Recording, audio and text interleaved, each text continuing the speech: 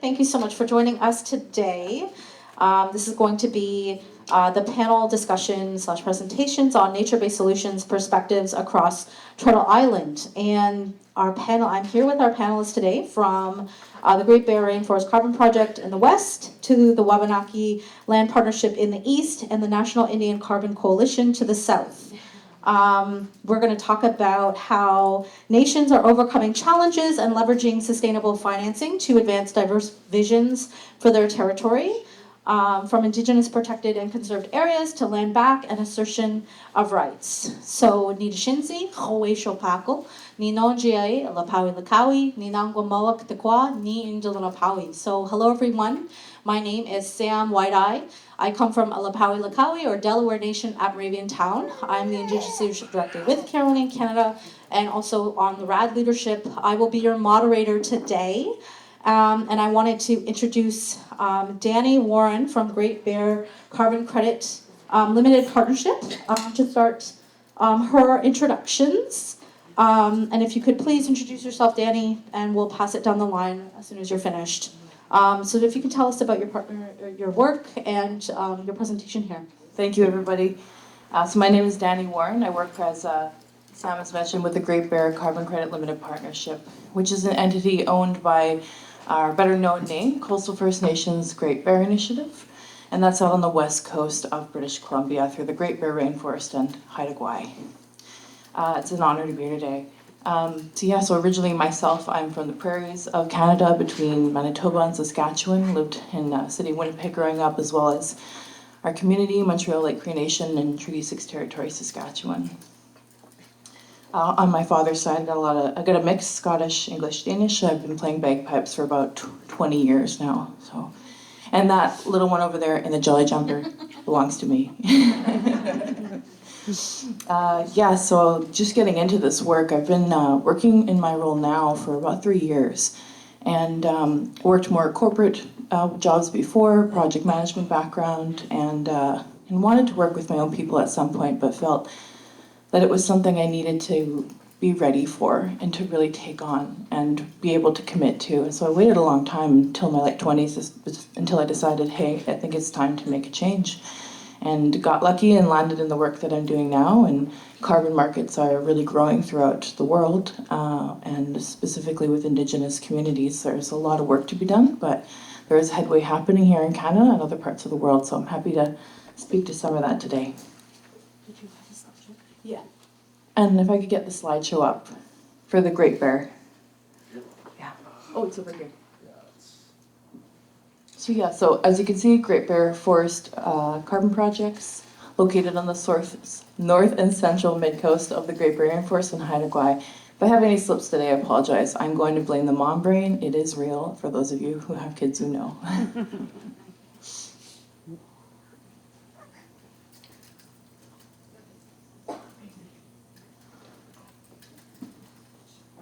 I'm impressed that worked. Okay, here we go.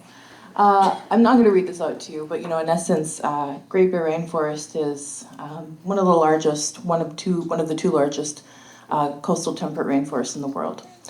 Home to the Kermode bear, or spirit bear, as you can see in the photo on the right. Many of our communities know the bears quite well in their communities. They're not aggressive with our communities. They are basically family.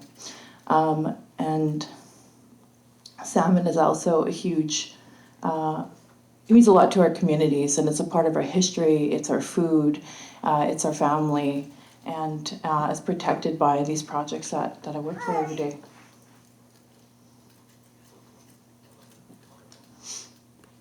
These are the communities I work with, very fortunate to work with. So it's the Haida Nation, Heiltsuk Nation, Gitgat, Newhawk, Kitasoo, Wekino, and the Metlakatla. So these are our business limited partners, but we do also work with other communities throughout the project area, so in the Great Bear Rainforest.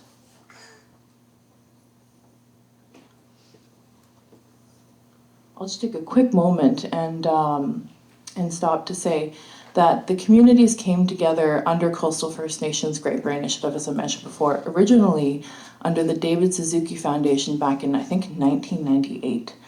And then it turned into Turning Point. That was what the alliance was called. And today is called Coastal First Nations Great Bear Initiative. The legal entity is called the Great Bear Initiative Society. And essentially our communities came together to do government-to-government relations, to learn how to protect their territories together, and economic development. And so the Carbon Project obviously is a direct way to do that. This is some quick technical background here, but our project type of carbon is improved forest management. Our protocol is FCOP, Forest Carbon Offset Protocol, which is one put out by the BC provincial government. Again, the locations of our projects, and we, through verification, get about 1.6 million tons. That also is representing this space down here, called the South Central Coast, is actually owned by a different alliance of nations called the Namakolas, and we do work very closely with them. We're fortunate to do that. Our offsets are listed on the BC Carbon Registry. So it's basically a place you can see who's bought the tons, what names that they're retired under, and we manage the volumes that we get issued within there. So it provides a lot of integrity to how much we get. Everything is documented. Every single ton has its own serial number, just for that, again, that integrity piece. A little bit technical there. We won't dive into that any further. For me, when I started, it was like Carbonese. That's how I say it. So essentially our projects protect, or the way they are effective is to stop logging that was previously done in the project area, protects the forest, and allows for improved forest practices at the same time while sequestering carbon. So in one way, if you don't cut the trees down, they sequester carbon. Allows them to continue to grow, and again, while improving forest management practices. And what that does when you improve forest management practices helps you get even more carbon on top of what you're already protecting.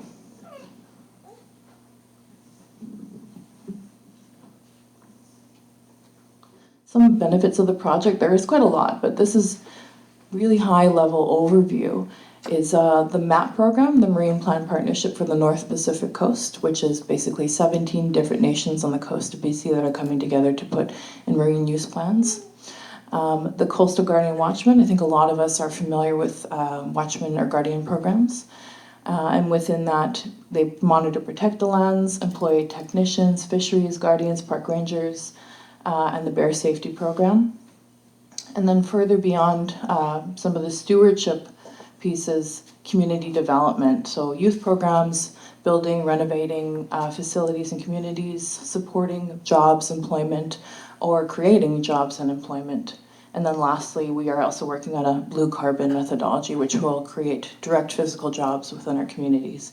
We are probably, I want to say 3 or 4 years from that actually happening. As these things go, it takes time, but nonetheless, we are driving forward on that and very exciting for the future. And that's it. Thank you so much. I'll pass it off, I think, now to Darran. Thank you so much, Brandon. I'm going to pass it to Bryan. Bryan, if you could please introduce yourself and tell us a bit about your work. As I understand, you also have a short presentation, so I'll pass it to you. Thank you. Saguli Yako. I greet you and I thank you in my traditional language as a member of the Oneida Nation of Wisconsin. My name is Bryan Van Stippen. I am the Program Director for the National Indian Carbon Coalition, and I appreciate the opportunity to be here today. It has been a few months since I've been traveling and off the road, so brand new. Being in front of a crowd again might be a little bit of a struggle to get back into presentation mode. So appreciate the opportunity yet again to be here to talk about the projects that we do at the National Indian Carbon Coalition as a tribally led not-for-profit organization. We engage with tribal nations in the continental United States, Alaska Native Villages and Corporations, Native Hawaiian organizations, other indigenous communities in the United States, and now are trying to engage with First Nations in Canada. So we want to work with, and what we say our project area is North America, to develop carbon sequestration projects on indigenous lands. We understand that these are not for every tribal land base. You know, there's a lot of negativity around these projects. Dani led into great projects that Great Bear is doing.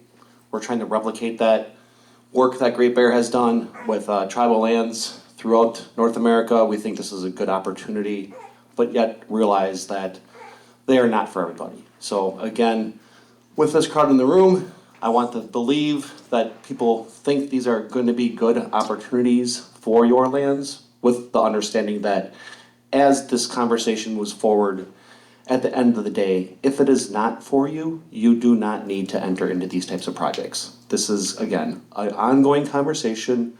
We as a tribally led not-for-profit organization want to bring the data and information forward. We at no point in time are a decision maker for that tribal nation landowner.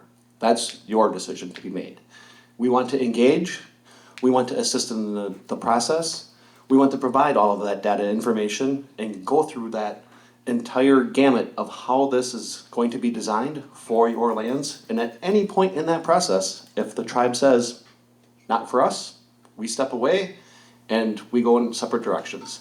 So our statement always is that there's no cost, no commitment to make to get this information in your hands, because the tribe is the leader, they're the ones that make all the decisions, and we are only there, again, to guide the process. We don't even make any recommendations. We want to set up internally with that tribal community a working group with leadership, staff, and membership, all of the stakeholders, so that that community is guiding this process. So again, as a tribally led not-for-profit organization, what we want to do is ensure that it is being community, tribally led, so that these decisions are being made for the best interest of that tribal land. Again, when we do this work in Indian country, often I get yelled at, I get booed. That's fine, I have no problem with that, because I believe in this work and I believe that this is in the best interest of Indian country, and this can be good work done on tribal lands. But there is, again, a negative connotation to some of these projects, and that's understandable. So it does take a long time to go through this decision-making project. We are currently engaged in project development with 5 tribal nations in the United States, in which we are actively selling carbon credits. Again, we think that these are good projects. I should probably advance my slides here so you can see some of the stuff that we are doing.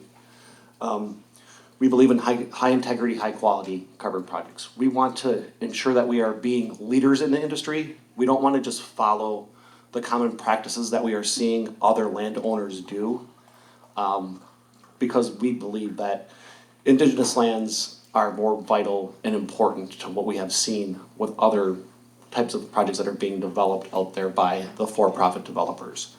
So what we want to do at the National Indian Carbon Coalition is take the standards that have been developed and take them one step further and ensure that we are developing these high quality, high integrity projects by enhancing the standards, doing additional practices and benefits, again, with engagement with the tribal leadership, staff, and membership, asking them directly what they want to do with their lands.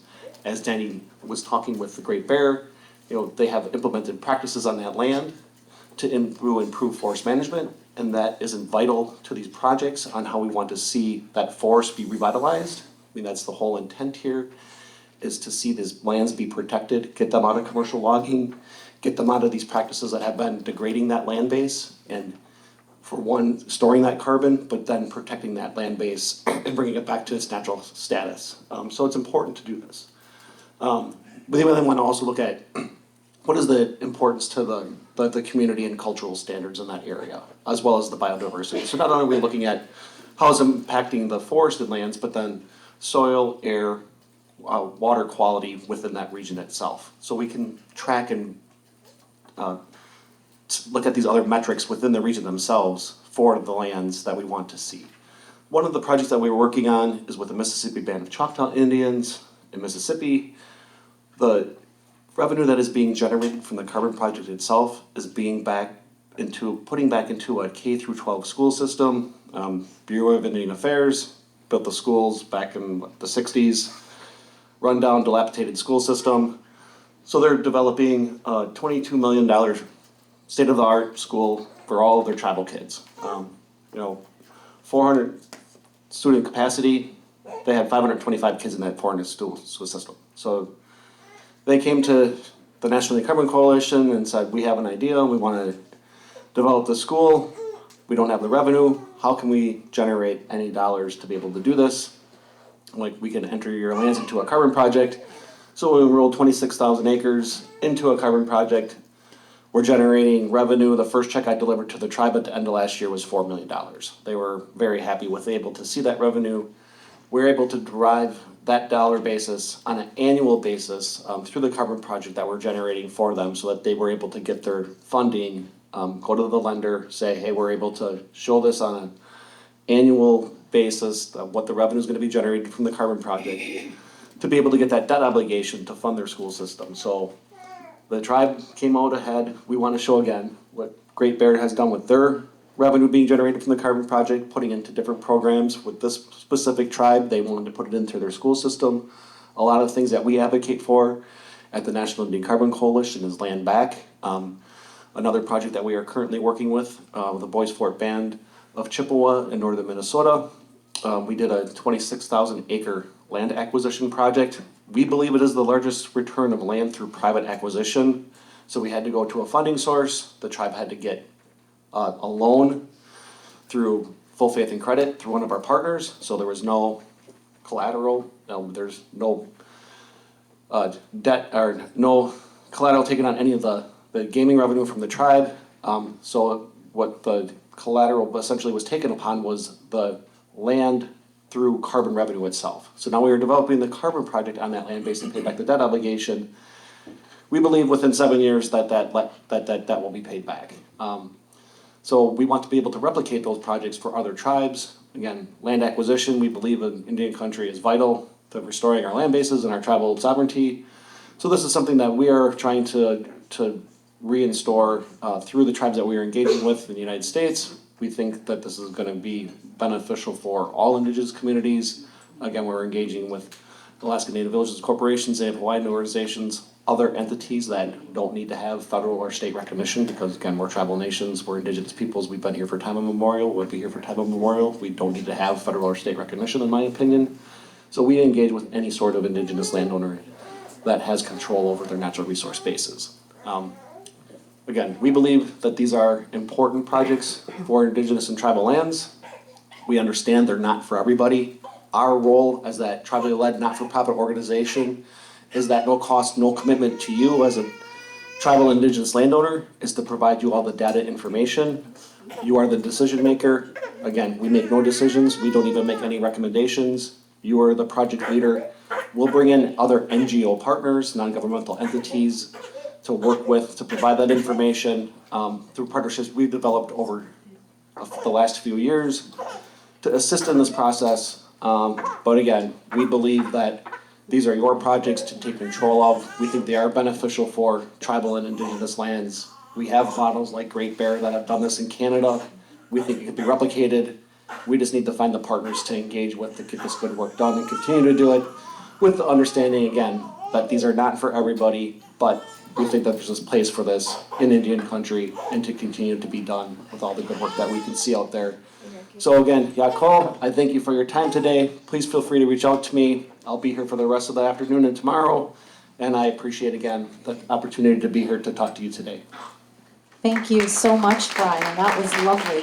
I'm going to pass it down to Darran and then Stephanie. Thank you. Darran O'Leary, Niliwis, Nujao Gonaskamkok, Beskudumagadi. My name's Darran O'Leary. Excuse me. I'm from Gonaskamkok, St. Andrews area, southwestern New Brunswick.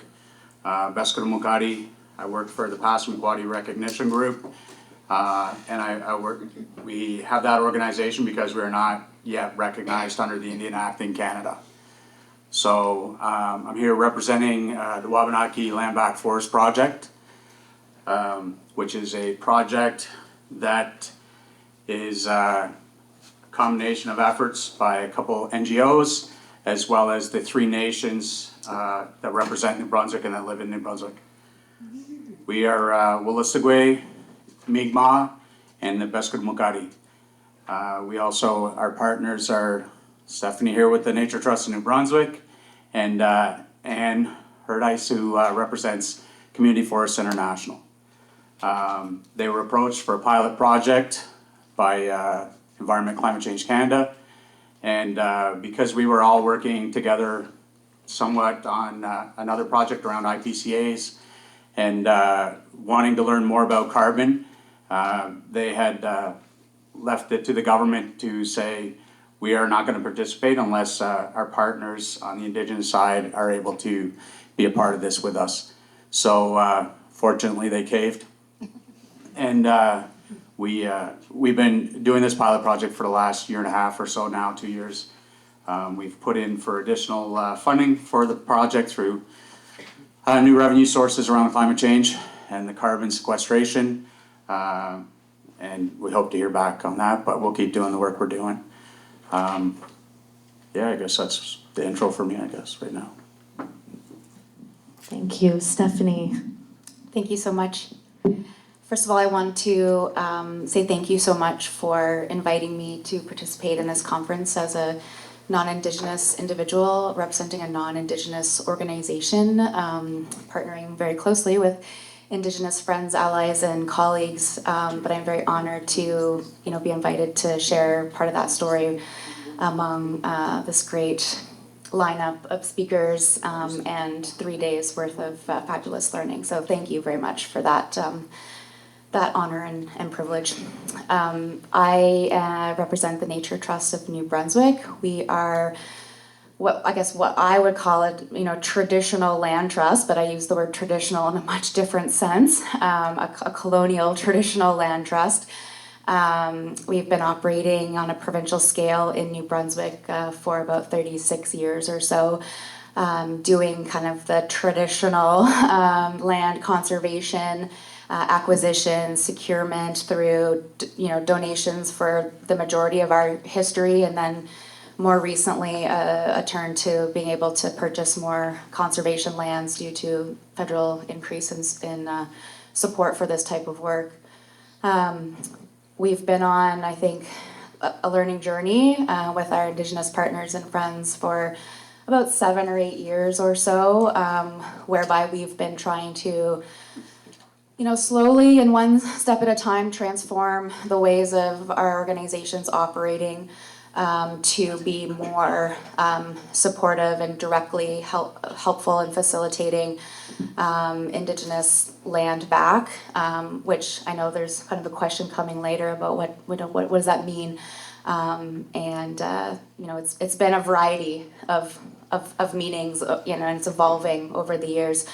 Anything from providing access and working with our Indigenous partners to look at piloting traditional Indigenous activities on conserved lands under our land trust portfolio, to a very direct relationship with Darran and the Passamaquoddy Nation for them to identify lands as part of their IPCA, and then we use our kind of capacity and mechanisms to make that happen and hold that land in trust on their behalf until such time that they become recognized or they build their entity to hold and care for that land. So it's just been a real privilege and an honor to be involved in this work and be in a position of an organization that has standing and leverage and power, and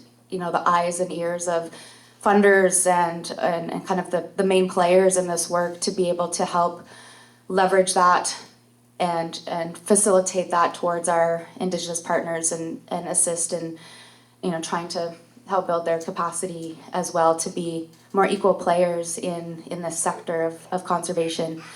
Our whole project that's been dubbed the Land Back Project, is much bigger than carbon, even though that's the focus of the funding stream and what the deliverables are to Environment Canada, and obviously the integration of carbon rights to Indigenous communities. But it's bigger than that. It's nature-based climate solutions takes the form of flood mitigation and temperature regulation, and biodiversity resilience in the face of all these changes, and it's also been about friendships and recreating partnerships and trust and rebuilding a long history of not having those things. And so I would say that those have been even bigger deliverables of this project than securing carbon. Thank you so much. So I'm going to move to question 2, and we're going to go down the line here. So I'm going to start with you, Dani. Can you share a little bit about your vision with the communities that you're working with and how you're leveraging carbon financing or nature-based solutions to pursue that vision? Yes, absolutely. So I'll just touch back on the communities I work with, how we've aligned and kind of what allowed us to do that. And so, we have a reconciliation agreement with the province of BC, and so that is what first outlines the idea to have a carbon project established, and then through that we have an atmospheric benefit sharing agreement, which we'll get into later today, or later in this hour. And that allows us to have the rights to be able to have a carbon project. And so, those are two really key agreements that get us to where we are. Our projects are not developed on private lands, they're on traditional territories, or as our very good friends of the government would call it, crown lands. So what the carbon financing does, what the carbon projects do, it allows our communities to assert their rights to the territory, protect the territory, and make conservation financing that is going on for years. And all the money goes directly back to the communities. The company that I work for is owned by the communities. The people I report to are chiefs of the communities.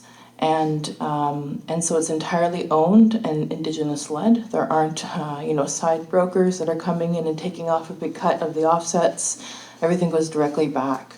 And so it's an amazing economic opportunity to, again, provide that protection, but bring money into the communities to do towards programs like, as I mentioned earlier, Guardian Watchman, which, as many of us know, is a great example of what true reconciliation is, to get our people back out onto the land.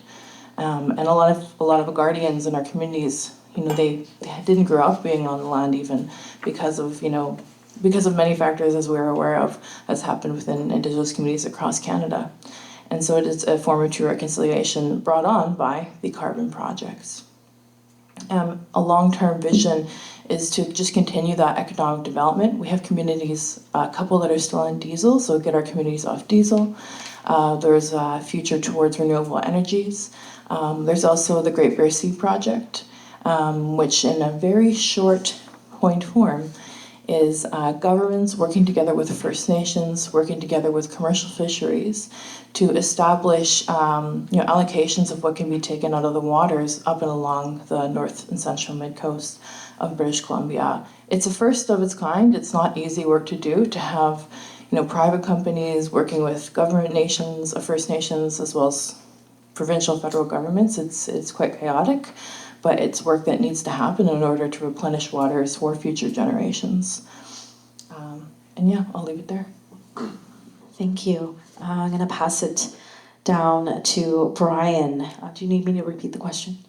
Yes, please. Okay. So can you share a little bit about the vision of the communities that you're working with and how you're leveraging carbon financing or nature-based, the nature-based solutions that you're working with to pursue that vision? Well, as I mentioned, with a couple of the projects that we engage with the tribes, it's ultimately the tribal leadership's decision as to how that revenue is utilized. We want to advocate with our organization for land acquisition or for that revenue to be returned back into the community in some way, shape, or form. The one thing that we don't really want to see is per cap distribution, but again, it's always up to the tribes on how they want to utilize that revenue. What we have seen and asked, from our perspective, especially when we engage with the buyers, the off-takers of the credits. So we only operate within the voluntary carbon market, which means that we have to go out there and find organizations to acquire the credits. And through the programs that we design and develop, that means I work with the tribes directly and say, okay, tribal nation, you tell me who I can sell your carbon credits to. So pretty much right off the bat, we kick out any oil and gas, we kick out any mining operators, we kick out any pipeline transportation organizations. We'll kick out financial organizations, banks, lenders, that support those activities. So my entities get wounded down pretty quickly. And then I go back to the tribe and I bring a buyer to the table and I say, okay, tribe, who can I sell these credits to? but we run into some socially responsible organizations. So we have developed good relationships with organizations like Meta, which, okay, you can give me some grief for that one. Airbnb, Dick's Sporting Goods. We work a lot with universities, children's museums. Our association has been acquiring credits from us. Entities like RAD, who's leading this thing. Like when you put on organizations, conferences like this, organizational hosts host these events, offset their emissions by acquiring credits from our entity when they're hosting events. So we've been selling credits from travel projects to organizations like that. So as I engage with those types of buyers, I ask the tribe, hey, they really want to see what you're going to use your money for. So I asked the tribe to pass a resolution designating what the funds are going to be utilized for. Again, usually it's going to be land acquisition, putting it back into the community through other renewable energy projects, tribal housing, community programs, that sort of thing. And obviously it gets a little bit sticky when you ask tribal leadership to do any sort of thing via resolution. So it's pretty broad and generic, but at least it gives me something to show to these buyers that this revenue is being utilized for community-based programs and land acquisition. And that helps me on the back end then go to these off-takers to sell the credits on behalf of the tribe.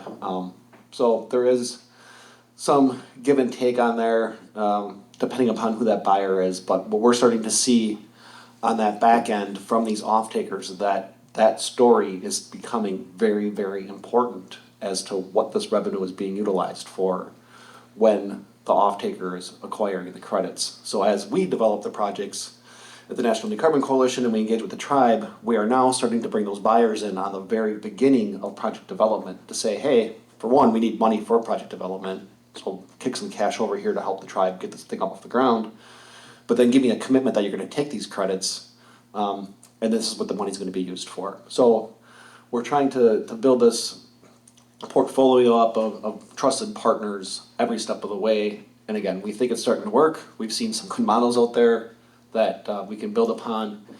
It just takes time, and it takes educating tribes, Indigenous communities, First Nations as to how these can be beneficial for their land base. Thank you. That was lovely. I'm gonna pass it to Darran and then to Stephanie. Do you need me to? I'll repeat the question. So, can you share a little bit about the vision of the nations that you're representing or working with, and how you're leveraging carbon financing or your nature-based solution to pursue that vision? I'll start with you, Darran. So our current project was financed through Environment and Climate Change Canada through one of their projects, and I guess it was a pilot project leading up to new money options here in the future. But currently we're not in a carbon market. We're using the funds to acquire private property. It's not based on Crown land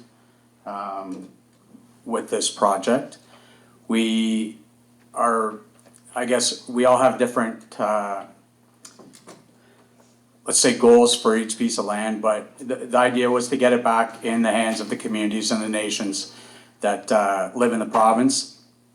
And we don't necessarily think that we may not go into the carbon market, but there's always that possibility. I guess what we did was we saw an opportunity to use funding by the federal government to buy back land and get that land back into the hands of the nation to practice rights on a lot of it, with the side goal of storing carbon for everyone. So. Yeah, and I certainly will not speak on behalf of the nations in our partnership, but we have, as a collective, been having a lot of conversations about what comes after the acquisition and securing of these types of lands, and that is the long-term care and stewardship, and how do you finance that? And so ideas around, can carbon and the markets, like Darran said, we don't actively have a carbon project like in a carbon market, but the nations have reserved the right to entertain that, should that be something that they wish to pursue. I think with an idea that that could be a revenue stream for stewardship funds, dollars that can be reinvested back into that long-term care, the maintenance, the guardian programs, all the things that go into kind of the what happens after you get those lands back, in your hands. That if you've been working in the conservation sector for any amount of time, you know that that's actually the money that is the hardest to secure.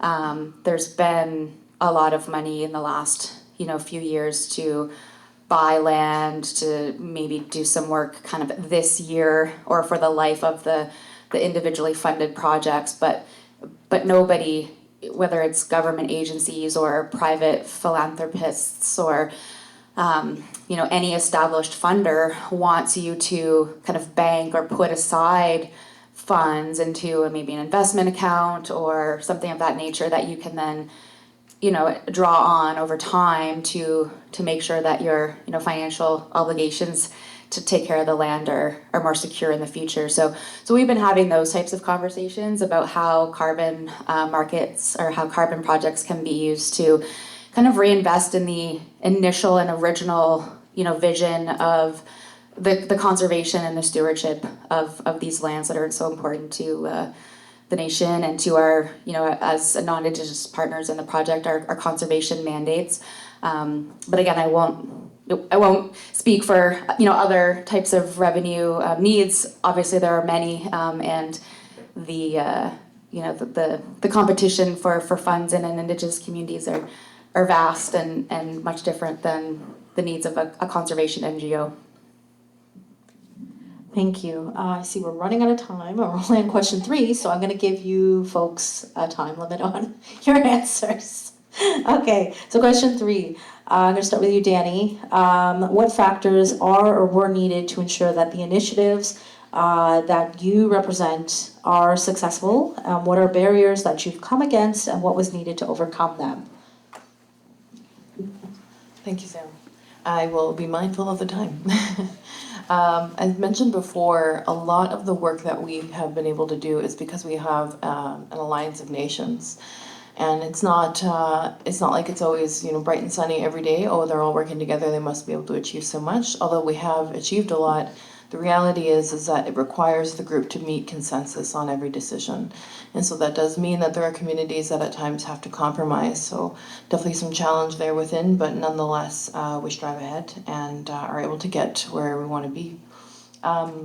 One thing that's important is a government that's willing to work with us, to build what we want and to be able to see the economic development that our communities clearly need. And that's also not the same across Canada, as we know. One thing historically to note is that in British Columbia there were not treaties signed as there were throughout the rest of Canada. And so that does also change a little bit of what the government's responsibility is in terms of government-to-government relations with our communities.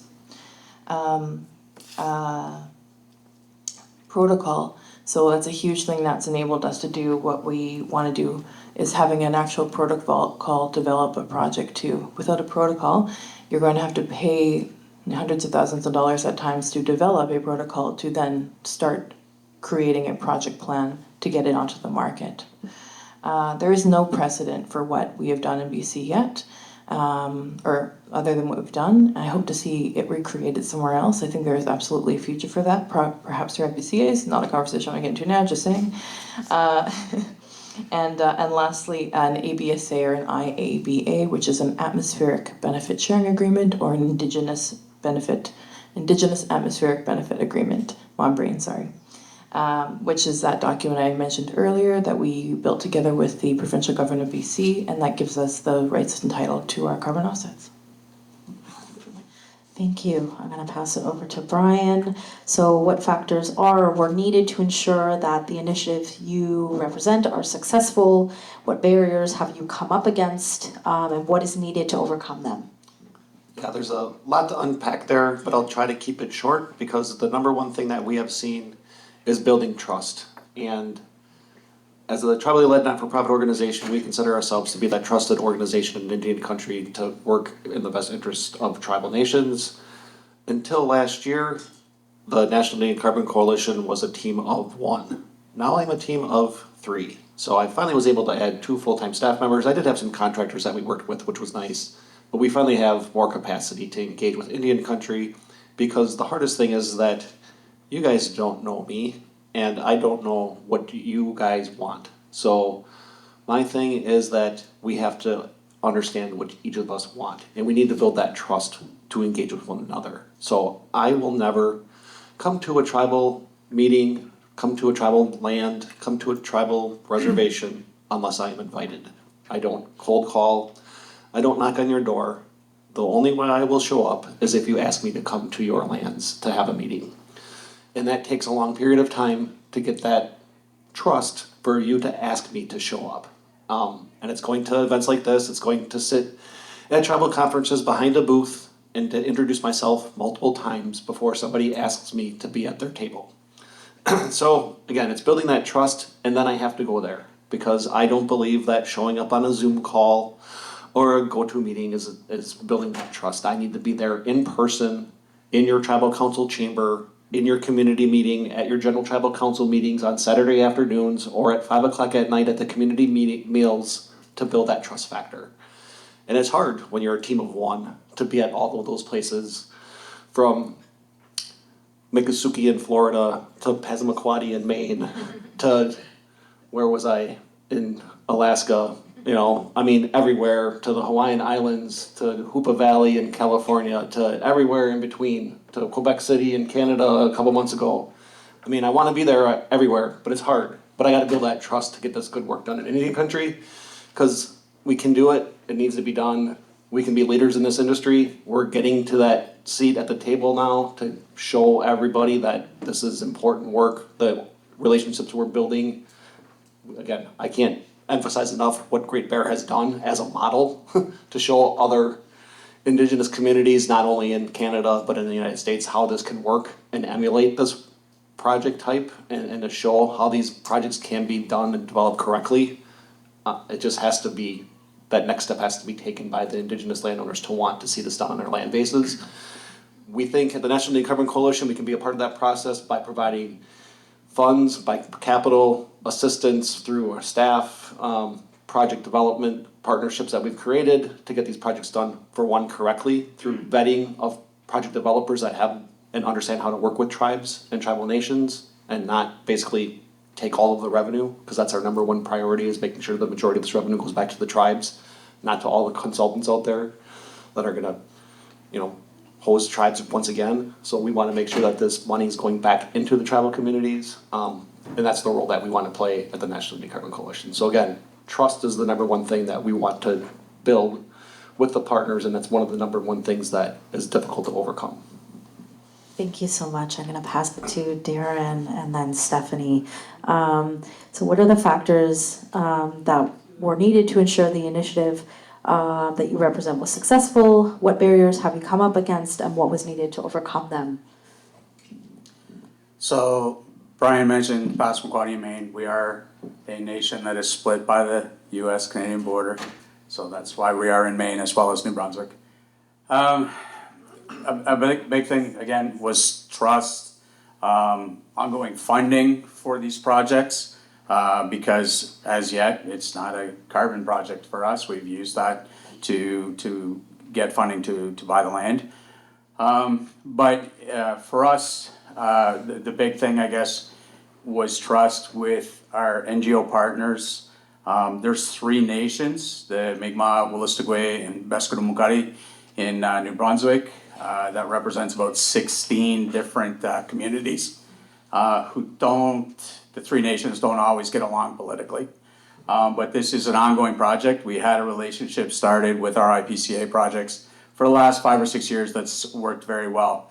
And with CFI coming in as a non-Indigenous partner, again, the level of trust had to be there. Nature trust, we've been establishing that for a number of years, and it took a long time with them as well.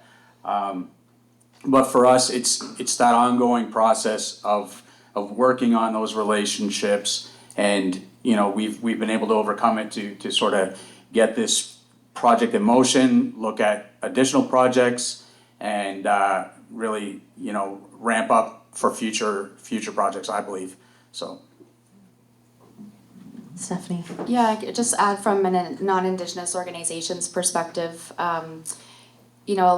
a lot of work had to go into educating and bringing along like our board of directors and changing ways of operating that were pretty entrenched over the last 36 years of a traditional land trust. So those were big challenges and big barriers that needed to be addressed and are still being addressed, and is an ongoing process of evolution of an organization that wants to truly do this type of meaningful work. So I just wanted to re-emphasize what Darran said, that the six partners that came together for this specific project, this is not the first time we didn't cold pick up the phone and say, let's get $9 million from the federal government to do this work because the opportunity is there. This is a natural evolution of the relationships that we've been building and the work that our non-Indigenous organizations have been trying to undertake for many years in allyship with our Indigenous friends. So that's a lot of work, and it takes a lot of time to get to that point of being able to then say, okay, we're ready and we have the capacity to now enter into this super large, like I said, 9 million over 18 months. That was the biggest challenge, is trying to get deliverables met in 18 months to spend $9 million. So yeah, it was a long, it's been a long road to get to being able to pull together even a project like this, let alone the barriers associated with delivering and getting through it in an 18-month time frame. 15 chiefs and councils. 14 board members. I actually think I resonate a lot with what you said about kind of the organizations having to change from the inside out, because Carolinian Canada obviously went on the same journey with our project on the Conservation Impact Bond, and it's a lot of changes really quickly to making sure that you're adapting in a really thoughtful and intentional way with the First Nations that you're working with, and doing it in a way that really honors their autonomy to make decisions in your project. So and some of these questions that we're undertaking with our boards of directors or et cetera are big, and they can be quite scary for, like I said, a group of 14 retired academics or bankers or biologists or whoever. And they always want to go to the, but what if, ... And you have to really try to convince them that you're not there yet. We're taking this one step at a time, and we're going to build, and we'll get to those what ifs, and we'll cross those when we get there, and trust that everybody around the table is trying to navigate those what ifs in a good way. Thank you for that. I'm going to kick it over to Bryan as we try to work through these questions here quickly. Bryan, I just wanted to check in with you about different jurisdictional context in the U.S. that has allowed your work to advance. Do you have any nations in Canada advancing projects in uncertain jurisdictional contexts of public lands? Just your thoughts on that. You keep saying quickly, and I keep speaking for long periods of time. So I'm an attorney by trade, just so you guys are aware. I've worked my entire career in Indian country, so that is a very loaded question for me. I didn't write it. I'm going to try to keep this very short. I'm not a very good attorney. I get in a lot of trouble because I don't like rules and regulation, and I try to exert sovereignty of tribal nations because I don't believe that federal authority, if it's not mandated or specifically written out, that we can exert our sovereignty over anything that is not specifically written out, and then I want to exert our sovereignty over those jurisdictional issues. But sometimes leadership does not like that, because then I get in a lot of trouble. So when I try to exert our sovereignty, especially in the carbon realm, and there is very little regulation, I push boundaries, and then I get a lot of pushback by the federal government, especially in the United States. The prior administration had no authority to regulate, and when I pushed back, it was they were not happy with me. However, with this new administration, they have no idea what's going on, so it's perfect for me. So it worked out really well, because everything went away. And I'm like, hey, fantastic.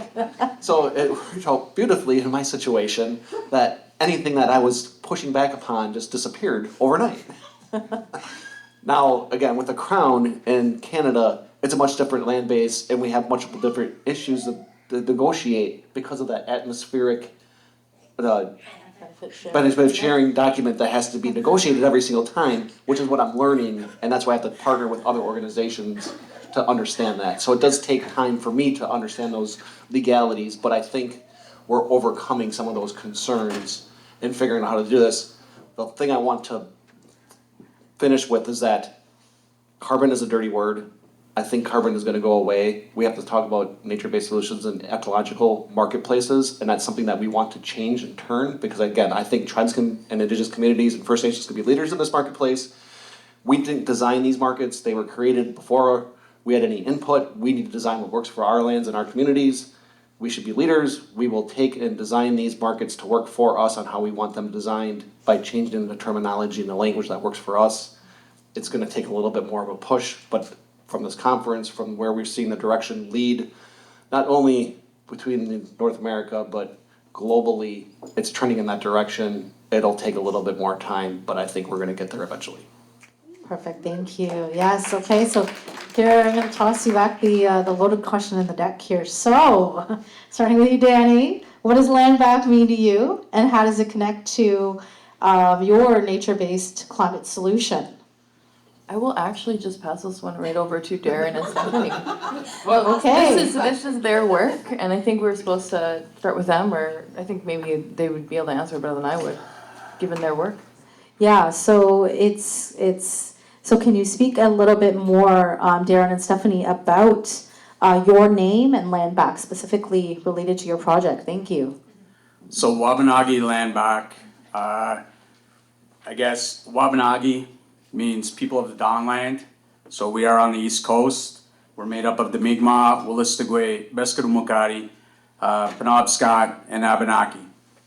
And so there's the Wabanaki Forest, which is a little bit different than the boreal or the southern hardwood forests. We sort of have a mixture of both. Sorry, this mic thing. Sort of have a mixture of both. It's pretty unique. It's an endangered forest. And so when we talked about, I guess it's called the Acadian Forest too, some places. So we sort of took on that name, the Wabanaki Land Back Project, because we were going to take the land back and using the funds that were provided through this project. Yeah, I have so many notes, and I would talk all day. I'm trying to be very good here, folks. So I'm picking it through. But yeah, that's where we came up with the name for the project, because we are the Three Nations, four different groups, because Amlamgog is or Fort Folly is also Mi'kmaq, but they have their own project on the go, and they are an equal partner in this, along with MTI, which is the representatives for Mi'kmaq, and MTI stands for Mi'kmaq Way to Glugden, and the Passamaquoddy, as well as the Wolastoqey. So that's sort of where we came up with the name, the Wabanaki Land Back Project. Yeah, I'll leave it there. If anybody else wants to add, or I can move on. One of the big differences in New Brunswick and most of Atlantic Canada is that we have a very different property ownership regime. So in New Brunswick, we have about 50% private land and 50% public or crown or whatever you like to call it.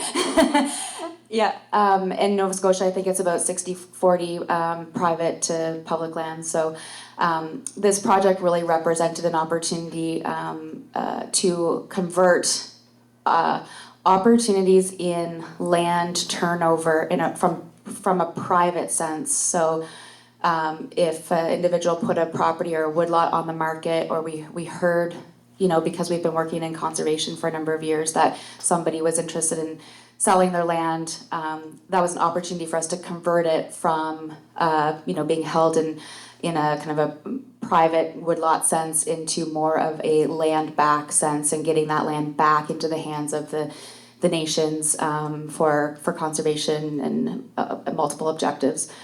So it might sound a little bit, it's a bit of a different context than maybe other parts of Canada where like IPCA work has generally mainly focused on negotiating with the Crown for return of land or land back from ownership and management from provincial government to the nation. We haven't cracked that nut yet, but it's kind of forced us as a sector really to pivot to this opportunity on private land because the stone wall at the provincial level was so strong. We've had a change in government and a bit of a change in tone, so we hope that there's some opportunity that's opening up on that front. But I think that's an important context for the land back scenario in Atlantic Canada. Thank you. I'm going to pass it to Dani and Bryan for this next question, but Darran and Stephanie, feel free to add after. So when looking at carbon rights, they're largely unlineated in Canada, and this is a major impediment to advancing Indigenous-led nature-based solutions. The RAD Network created a legal scan and has been hosting conversations highlighting possible pathways that aren't beholden to provinces granting atmospheric benefit sharing agreements. So, Dani, how has atmospheric benefit sharing agreements been used in the Great Bear projects that you work on, and do you have any thoughts regarding the role of provinces and territories issuing these to nations? Thanks, Sam. I will not pass this one off, don't worry this time. Good, I'm not gonna say on that one. So yeah, ABSAs, like as mentioned before, are the document that give us our recognition of the rights for the carbon. And in the reality of a carbon market, if you can't establish rights, the integrity of your project is very low, and it will be very difficult to even sell the offsets. I mean, realistically, you wouldn't be able to develop the project properly on a market without asserting the rights of the carbon. It's so crucial to any project. I would say the honest answer being the downside of an ABSA, as groundbreaking as the work has been, is that some people have said, is that not the government kind of just giving you permission to do it? And I see where that comes from. But the reality being that the projects are on, I gotta get my hands free, Crown lands. We do need that in paper written down to be able to assert those rights, develop the project, own that carbon, own the offsets, and sell them in the marketplace under our businesses and our companies owned by our nations, and that's so crucial. The comment I would have towards governments is that there's a recognition that governments, and especially here in Canada, have a responsibility towards reconciliation of Indigenous peoples across the country. Maybe not all governments, but a lot of governments. In that an ABSA gives those rights in title, it gives that community or communities the opportunity to develop something under their own name that they will own, not owned by a government or by investors. Full control, be able to create business, create jobs, provide reconciliation.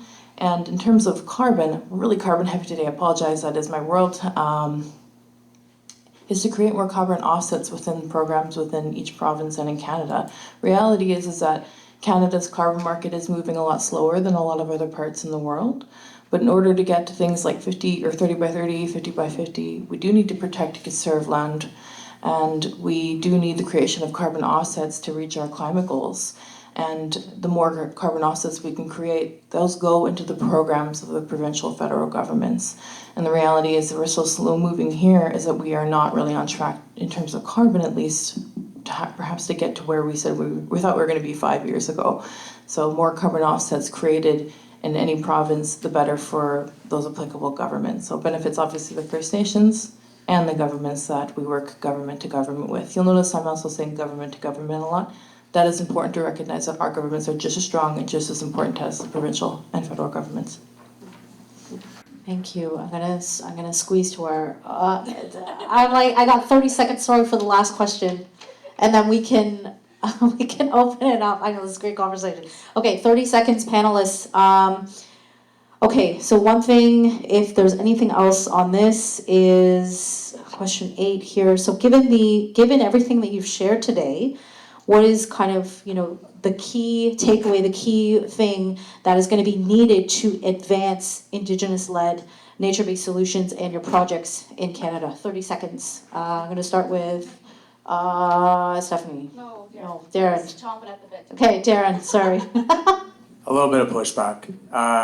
When we got our contribution agreement from Environment Climate Change Canada, as everybody knows that they say they funded it, so they own the rights. We actually pushed back on a lot of those things and under the guise of a pilot project, but they caved on a number of them, which allow for, I think, growth and room for expansion for all the nations. So there's precedent on some of those things. So I think pushback is one of the things. Great. Bryan? Yeah, I think the good thing I see coming out of Canada specifically is that there's a lot more leadership than we're seeing in the United States with tribes. There's still a lot of hesitancy in the United States for tribal nations to take that next step. And I think what we're seeing coming out of the north of the border is that there's a lot more initiative and a lot more gumption to take more control. So I think it's starting to trickle down, which is nice for me, but I do like to see that there's a lot more engagement coming out of Canada. Dani? And between governments, between private companies, an understanding of what reconciliation means and what it actually looks like on the ground. Protocols to develop projects too, whether those are created by private companies, Indigenous communities, or government, those are required to advance further. I have way too many notes here for this. Ownership, and how private companies, because reality nature-based solutions, covered or not, require a lot of money to develop, whether that be feasibility or the actual project development and project plan. And if you're working with outside companies, like private companies, like investors, there should be an understanding that it's going to be at least a 51-49 split. It should be majority Indigenous owned, and if it is an offset project, a carbon offset project, that those offsets are owned by the community and that the majority of revenues are going back to the community, and full transparency with that right off the top. Last thing, understanding for private companies to know how to work with our communities. And it's not just, we'll say, capitalist business. Culture is a big part of it. Getting a relationship together before we hop into bed together and create something is so vital. And really avoiding those carbon cowboys. I'll leave it there with that heated phrase. Thank you so much, panelists. We got through those questions. I want to open it up to the room for 10 minutes. We're going to do an interactive. Okay, so we're not doing questions anymore. Darcy's taking over. And I mean, are there burning questions? What we're going to do is line people up and get you to talk kind of interactively. So, but if there's like burning questions that you want to, yeah. Is there burning questions? Yeah. Yes, I will come to you with the mic. Of course, I have a question. Yes, of course. Thank you very much for your presentation. I learned a lot. But there's this trend, of backlash, I guess, against DEI. And I'm seeing the Canadian government, even Macdonald-Laurier Institute has published a report about these federal granting agencies. And the question is, are they funding excellence or are they funding activism? And I just want to hear your thoughts about, I think, the trends that are coming in terms of funding and all this backlash against DEI and stepping away from, there was this wave we were riding about reconciliation and, being inclusive and working with Indigenous people, but it looks like it's swinging another way. And I'd like to hear your thoughts about what's coming. It's a loaded Oh boy. question. That's again a lot to unpack on that one.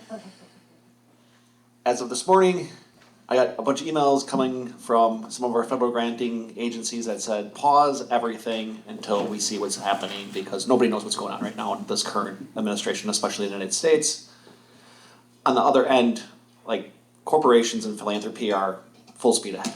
So that's where we are seeing, in my opinion, that the corps and philanthropy are gonna take over and usurp whatever's occurring on that federal end. So I believe wholeheartedly that things will continue to move forward and progress from that corporate world, even though there will be some pullback.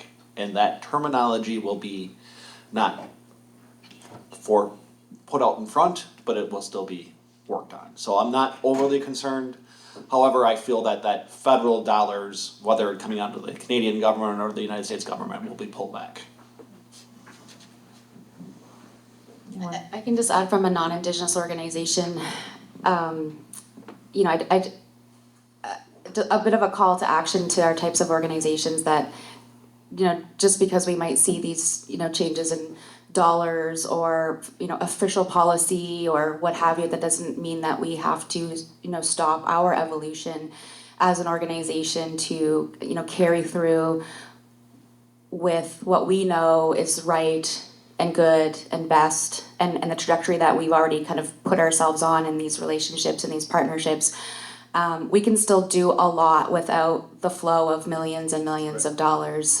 We can still be people working together, you know, regardless of nationhood or all those other, you know, aspects. So I think it's going to be, you know, it's going to be more incumbent on us as practitioners to carry that momentum.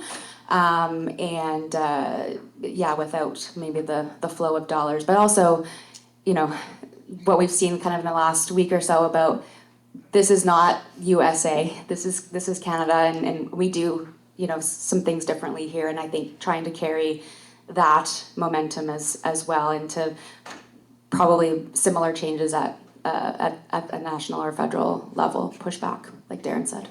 I think I also want to kind of jump in here and speak from kind of my lens as well. You know, a lot of the things in the sector, you know, everybody's talking about reconciliation, wanting to work with the nations, et cetera, et cetera. And as you mentioned, Dani, a lot don't know how to do it. So it's interesting when, you know, they point to certain settler organizations, they're saying, oh, well, they're doing it really right. You know, I kind of point back at them and say, well, you know, what are you doing to do it right as well? You know, I kind of put that accountability back on them because it takes certain leaders in the sector to be innovative and show up in spaces that weren't comfortable or welcoming at first, and then to build strong partnerships with Indigenous nations to bring them along with us and then center their voices. But we need more allies, truly allies in the field to step off that platform and put those First Nations first and not be afraid to do it.